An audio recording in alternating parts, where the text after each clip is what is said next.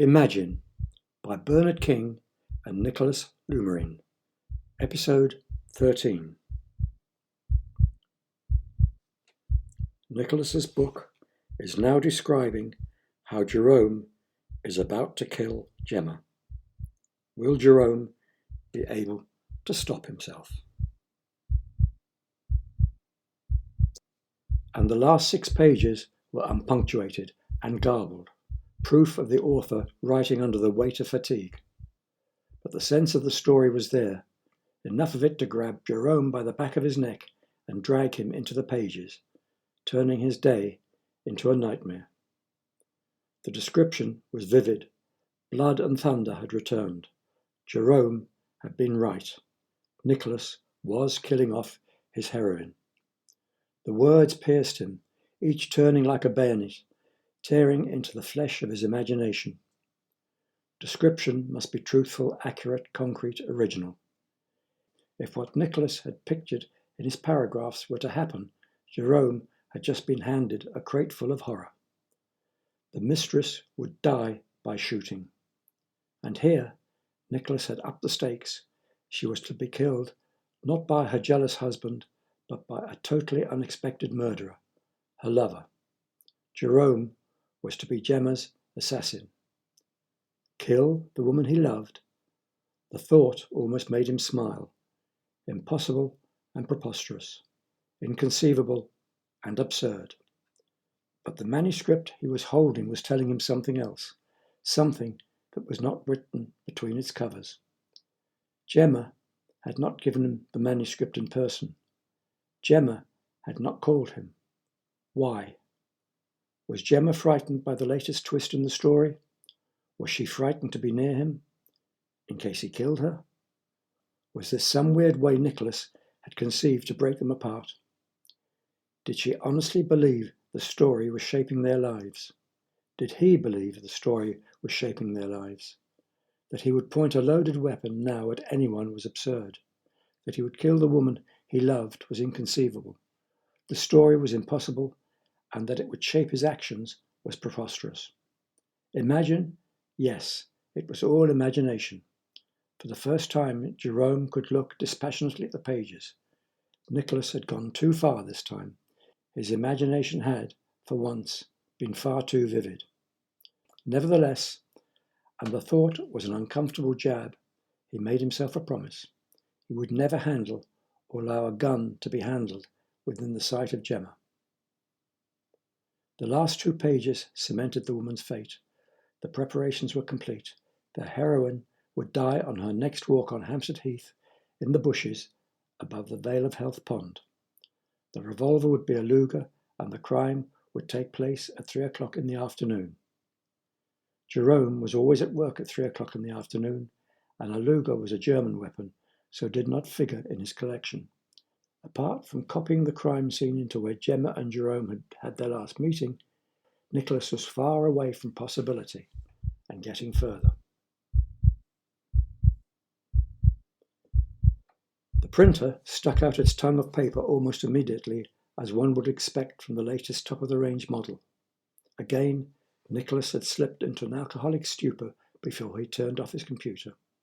Jemma read the text quickly. The door to the study was open, and as was the door to her husband's bedroom, allowing his snores to rip along the hallway and disperse throughout the apartment. She had already scanned the page into an email on the computer and now quickly jabbed the send button.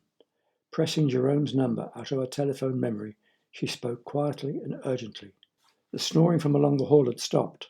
Jemma listened for a moment and then continued speaking. It changes everything. Jerome's tinny voice through the earpiece of the telephone was stuttered by questions, but she had no time for questions. There was movement in the hallway. Her order sliced through Jerome's chatter. Ring me when you have read it. Her lover crackled on in the earpiece, but Jemma was not listening. The doorway darkened. Her husband swayed unsteadily, glaring at her between the doorposts. A half-empty bottle of whiskey dangled precariously between his drink-weakened fingers. Obviously his holiday from alcohol had ended. Who?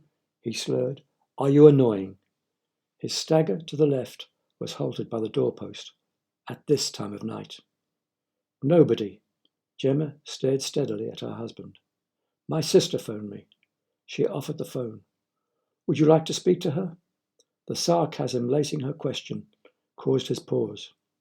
The drunken hulk stared blearily for a moment, then turned, leaving an empty doorway. We will speak again soon, darling. Goodbye. With a defiant click, she shut the phone. The sound of the toilet being flushed, his curse as he bounced off the walls of the hall on his return stagger, and the door of his bedroom slamming established her husband had collapsed back into his bed. Quickly, she slid behind the computer. This time, her message was an email, deleted immediately after the whoosh of delivery. We must meet for lunch. Jerome's old computer dragged itself awake, clattering from its ancient processor, a precursor to unveiling Jemma's email from its dusty depths. It was the latest page from Nicholas. Like most writers, one take on an important scene was seldom satisfactory. He was brainstorming, trying to find a more creative end for the woman. The killing of the heroine now had alternatives, and there was another twist in the plot. The heroine could die after being nudged under a train by the lover, or she could be either strangled by her jealous husband or poisoned by him. A clammy discomfort settled on Jerome. The alternatives meant variables. Variables meant the unknowns. Now the manner of the death of the woman was changing. He was not the only possible killer. He had competition. Competition from a jealous husband. The author had placed himself in his own story. Jerome fought through the confusion by the latest twist, trying to foresee the consequences. One was obvious. Nicholas's character change seemed to be moving much faster than Jerome's. Was this deliberate? Did he know what he was doing? Or had his writer's mind seen a twist and pasted it in, perhaps for future use? It certainly changed everything. Guns he could control. Jemma never took a train, she used cabs, helicopters and aeroplanes. But a murderous lover was a new angle, and a jealous husband was bringing the story near reality. A jealous husband was beyond Jerome's power. The explosion of worry, trepidation and foreboding that rocked him when he opened the email died. Logic rode in as he calmed. The question was simple. Either he or Nicholas would kill Jemma. Nicholas would choose whichever scene read best. He had no control over that decision. He opened the second email with the meeting as the subject as his telephone rang. Jemma was phoning from her bedroom. They would meet in Hammersmith outside the underground station at the King Street entrance. They chose a crowded pub halfway down the road and squeezed themselves behind a table. A strange, calm, matter-of-fact, totally false conversation opened immediately. Did she honestly believe Jerome Archer would kill her? It was not the sort of question that was asked on a daily basis. She took his hand and smiled. Her shaking head was dismissive. Did she think her husband would kill her? Not really. Usually he's so drunk, thinking takes all his energy, leaving very little for physical movement. It was a delicate question, but it had to be asked. He had to know the answer. Does Nicholas have any reason to get rid of you? Her look was brief and fleeting. For a moment her eyes held his with a hint of surprise. It was a reacting he was not expecting. But in the instant it had appeared, it vanished, covered again by the shake of her head. The usual motives of money, property, or possessions did not work when you were so rich you could buy almost anything several times over. Lipstick scars on Nicholas's shirt, unexplained debits on his credit cards, and attractive female editors who seemed to be more adept at working between the covers of a bed than between the covers of a book, were evidence of many affairs he had toyed with during their marriage. But, as Jemma explained, when confronted, Nicholas would smile broadly and ask her what she intended to do about it. She was assured that a divorce would leave her with nothing, something that didn't trouble her greatly until he informed her The nothing would include their son.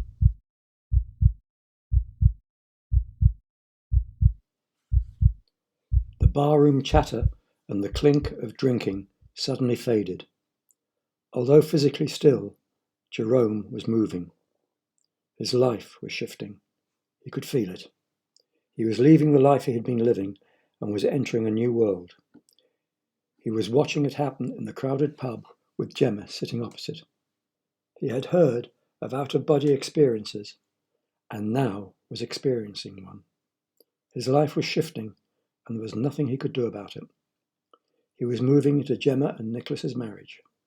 Her sharing of personal details living with her husband was sitting him between them. He was part of that family. Anything that occurred between them or to them would affect him. He was responsible for Jemma because her husband ill-treated her. He had to look after her. Her husband no longer deserved her. A terrible chill daggered down the centre of his spine. He did not need to ask his usual question. Yes, something had changed his daily routine, big time. It was not that he had moved into a marriage. Something far more devastating was welcoming him. His moving into Nicholas's book.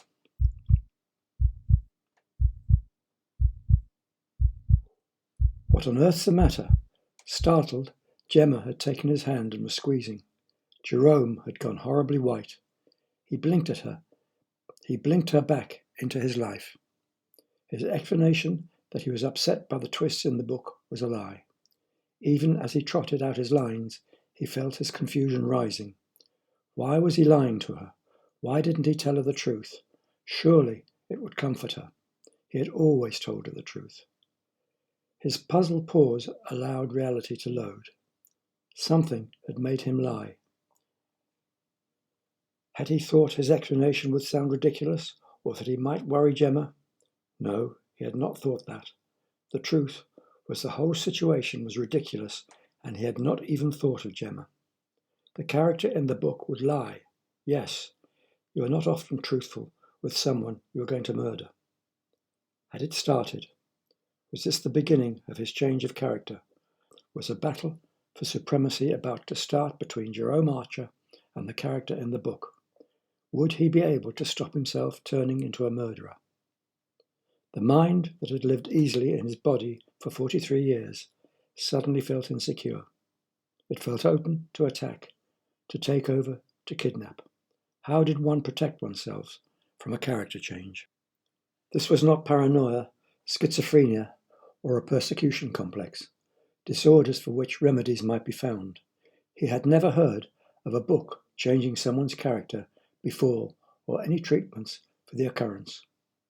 He smiled and squeezed her hand back gently and easily, too easily for his comfort. He needed to be alone. His mind was spinning. The last 10 minutes had knocked him sideways.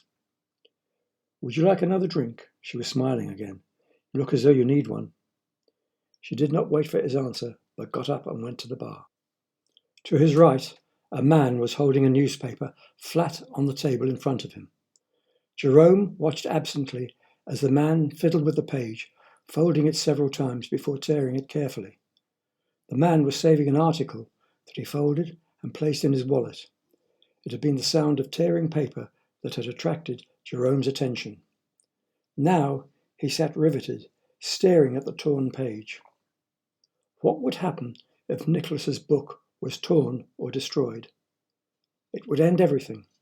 The brief feeling of relief was immediately flattened. Nicholas would simply rewrite it and the story would continue. But what would happen if he was unable to rewrite it, if he suffered a head injury? Jerome's imagination was laying down a path and he was galloping along it. Supposing Nicholas died. The path ended and Jerome's imagination skidded to a halt. That was a guarantee that everything would stop. The glass of beer sliding before him blocked his intent gaze at the tabletop. Somehow he managed a smile. Thanks. Quickly he lifted the glass to hide any expression he might have reaching Jemma. You're absolutely sure Nicholas has no reason to get rid of you? He knew he was repeating the question, but he needed to get small talk going, anything to ease the turmoil in his head. None. Her reply was quick and positive, removing any hope that her husband was using some sort of complicated plot to alibi himself from a future crime. The silence between them smothered the busyness of the drinkers around them. Jerome searched for a get-out line. "We have no choice but to see what happens." The 9 words were designed to bring the conversation to an end, to allow him out of the pub and back to the calm of his house. "Charming!" Jemma smiled. "By then I shall have been poisoned, strangled, or shot." Except her smile was not a real smile, its thinness faltering on her trembling lips.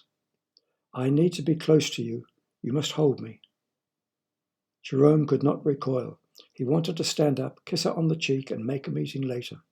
Anything to take time to sort out the turmoil that was strangling him. "Let's go to your house and make love." She took his hand. It might be for the last time. He didn't want to make love. Imagine was eating into him. Everything in their lives and the book was matching. Whatever Nicholas had written had happened. Now Mr. Lumarine was going full belt. He was well ahead. He was telling them what was going to happen. Telling himself it was stupid was right. But everything else that had happened could be described as stupid. Yet it had happened. He certainly would not kill Jemma. Maybe Nicholas would kill his wife. Maybe Jemma had not told him everything. Maybe Nicholas had a reason to get rid of her. There was, however, one maybe that would not work, and that was one he had trotted out to himself before. It's a coincidence could be dismissed to history.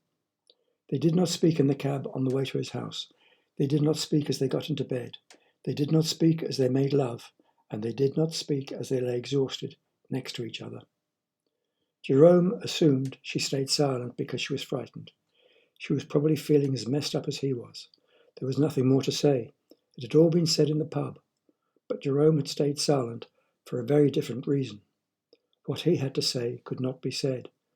It was not something that a conversation could be turned in the direction of. It was not something momentous or staggering. It was more. It was shocking. Once it was uttered, everything would change.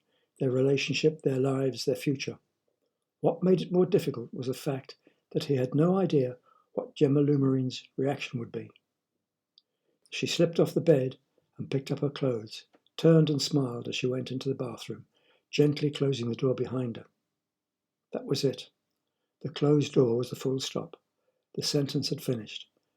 It was time to start a new paragraph. "We could kill him!" He knew exactly how much voice was needed for his words to carry into the bathroom.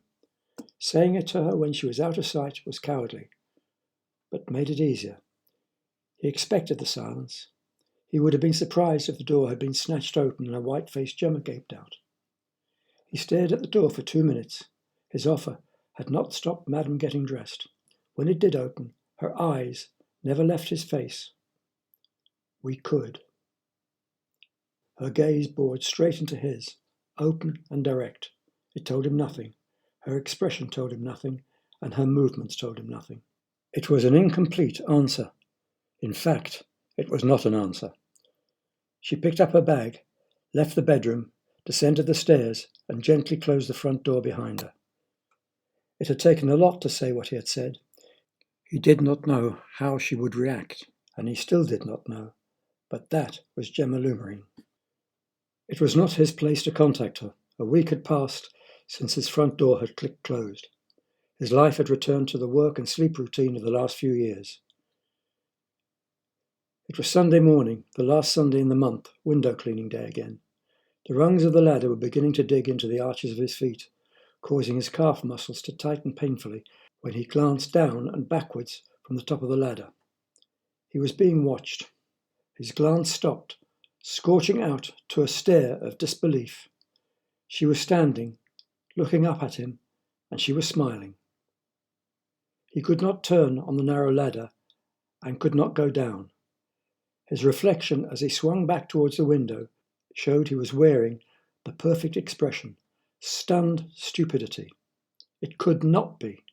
He was not seeing what he had just seen. His pause was a theatrical double-take. Perhaps it wasn't her. Perhaps he was seeing things. No, he wasn't. It was Jennifer. Slow, unwilling descent added to the displeasure of his surprise. His white-knuckle grip on the side of the ladder, showing the anger pulsing through his body, ignited by the sight of his wife. For 5 years he had not spoken to her, and his pursed lips showed he had no intention of starting now.